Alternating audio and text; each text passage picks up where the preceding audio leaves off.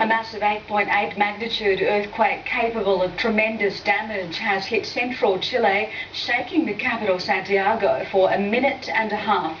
6 people have been confirmed dead, with more casualties expected. Tsunami warnings have been issued for a number of countries across the Pacific. The devastating tremor struck around 3:30 a.m. local time. In the capital Santiago, people poured into the streets to survey the damage. Buildings collapsed, phone lines and electricity were down. There's a lot of movement there. The houses were really shaking. And basically the walls were moving backwards and forwards and doors basically swinging open, etc. Chile's president fronted the cameras, confirming at least 6 deaths. The epicenter was 325 kilometres southwest of Santiago, at a depth of 35 kilometres. It struck just 115 kilometres from Concepcion, Chile's second largest city, home to some 300,000 people.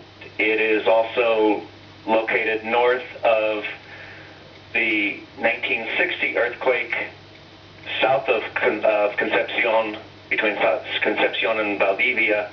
That was the magnitude 9.5, which was in 1960, which was the largest earthquake recorded in the 20th century. A tsunami warning was issued immediately for Chile and Peru, and a tsunami watch for Ecuador, Colombia, Antarctica, Panama and Costa Rica. The region is accustomed to significant seismic activity, located within the Pacific Ring of Fire. The quake was significantly more powerful than the one that devastated Haiti just last month. It is in a more sparsely populated area than the quake in Haiti. Meantime, a tsunami watch has also been issued for Australia. As a result of the quake, the Bureau of Meteorology is closely monitoring the situation and has issued a marine threat for the east coast of Australia. We are joined now by Rob Webb from the Bureau of Meteorology. Rob, thanks for your time tonight. Well, talk us through what a marine threat is. What does it mean? Well, that means that as the tsunami approaches the Australian coast tomorrow morning, that really we aren't expecting large amounts of land inundation. We have a number of levels within the Australian warning system, and the marine threat is really about dangerous currents along the coastal interface.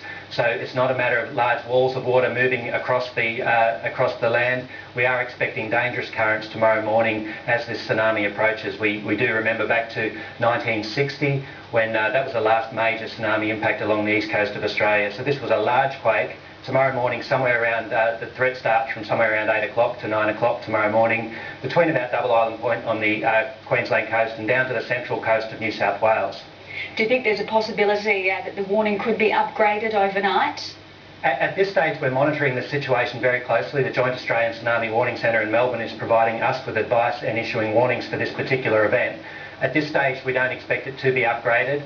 It's a matter of watching this tsunami as it moves across the Pacific. There are a number of deep ocean buoys that our people have access to, and they'll be feeding us back that information to make sure that we keep the community up to date with the latest threat information.